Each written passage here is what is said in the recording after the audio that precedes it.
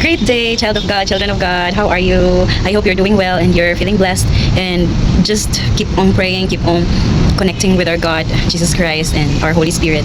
Make our Holy Spirit closer and make it your best friend. Yeah, because once you do that, favors from God will go flow your way. Go with your ways, yeah. And thank you so much, God, for this very wonderful creations of yours, very beautiful places, very beautiful day, just like you, Jesus, with your beautiful, holiest and sweetest name. Thank you for the favors, because we're getting more closer to you, and we want people also to be more closer to you too, that every one of us here in the world will be saved, no? Because the Revelation says in the Bible that you, Jesus, is nearly coming in the world. So before we'll begin the day, it's with a very beautiful sun right here. Sorry for my very beautiful sun. See, and very beautiful place, very beautiful view. Thank you, Lord Jesus, for this opportunity. All glory belongs to you, Lord Jesus. All glory belongs to you, because all of the things I see right now, today and tomorrow and in the following days is yours, belongs to you, dear God. You're so great. You made this world so beautiful and great, and you know, lots of provisions.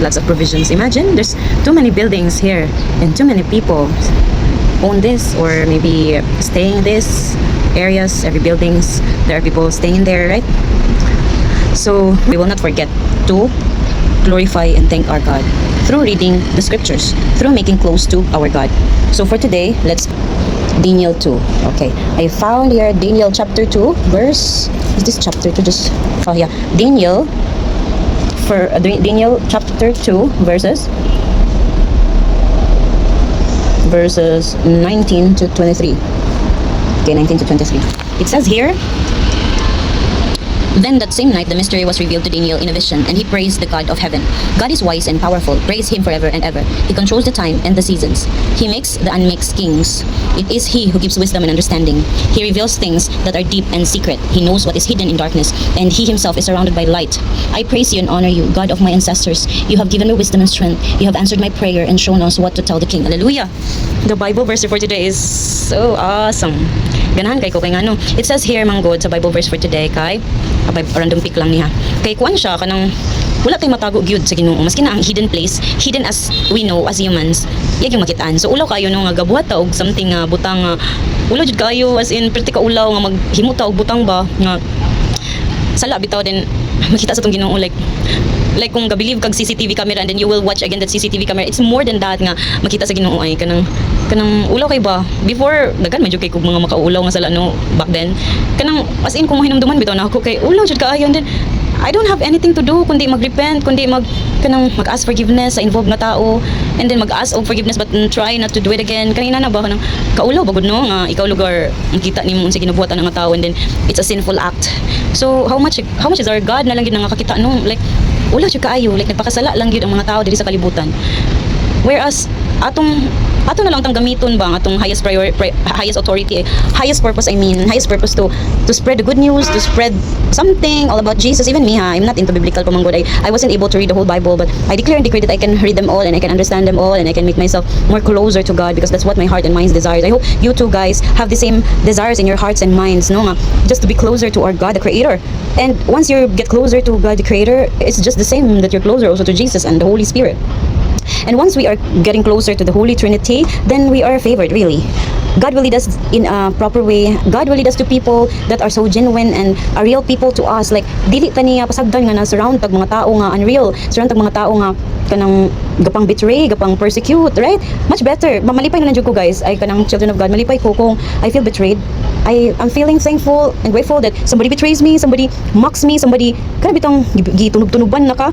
Kanang ganahan rasad ko nga makafeel og inana, okay, there's a blessing coming my way. Really, I'm a living testimony to that nga maski na og unsa-unsa ka sa tao, you don't have to worry because God is with you. Jesus is with you. You walk with Jesus, and di ka pasagdan sa tong Ginoo, guys. Dili kita pasagdan niya, like broken na kay ta ako si kog hilak sa una no, kay wa ko kasabot sa mga butang, sa mga sitwasyon nga nangabot sa ko, but now I'm so thankful I encountered that situation, because here it comes. I then realized, I have lots of realizations that if wala kayong anak manggod ng mga situations, di ka maging brave, di ka matulod ba paingon sa Ginoo, dili ka kana bang imong na feel nga wagi ka buhi isa Ginoo as atong God nga maskin pa man na kanang nabalot na ta or na sulod na ta sa bulsa sa kanang worldly matters, worldly pleasures like that, kanang materials kanina na ba nalulong na ta sa mga material nga butang inana as in happiness siya pero short term happiness.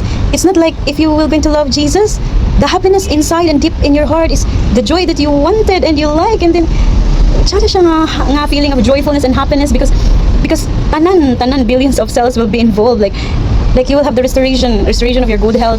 Wala kay angay nga kabalakan, you don't need to worry, you don't need to be frightened or afraid. Yes, because even your cells are glorifying God. Like, oh, I have found the contentment that even wala na tao, like wala na nabilin sa ako, wala na tao nga muuban sa ako, as long as I have God, I'm contented and I'm satisfied. Thank you, Jesus, for that. And I'm praying that you will feel the same way.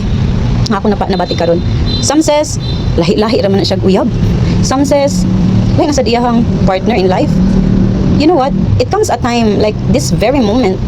Bagulang jud ko nakabati nga I'm satisfied and contented with what I have, with what I am now, because I think I'm done with worldly matters. I think I have, this is the time already for me to surrender everything to God.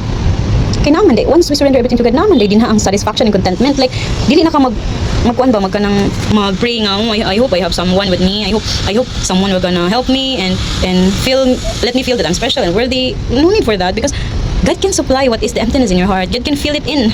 And I'm so grateful. Thank you so much, Jesus. Thank you so much for the lives of these people who tries to listen to this video. I know they are also blessed and they are so lucky because you're working with their lives too.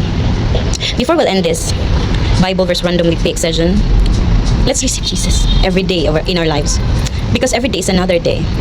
Every day we must receive Jesus. You can repeat after me, atong bisayon. Jesus or Hesus Kristo, pasaylua kami sa among mga sala sa pulong sa hunahuna o sa buhat.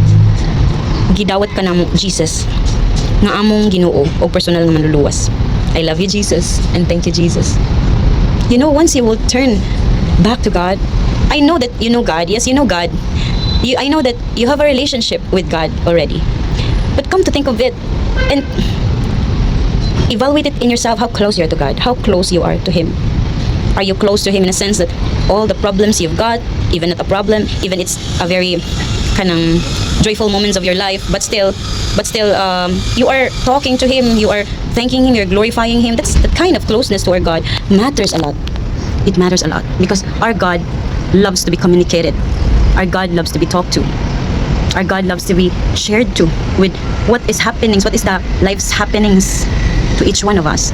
God wants that. Even your close friends wants to update you, wants to know your updates. How much our God, He also do the same. See, my son Aloy. Thank you, Jesus. So be blessed, and that's all for today.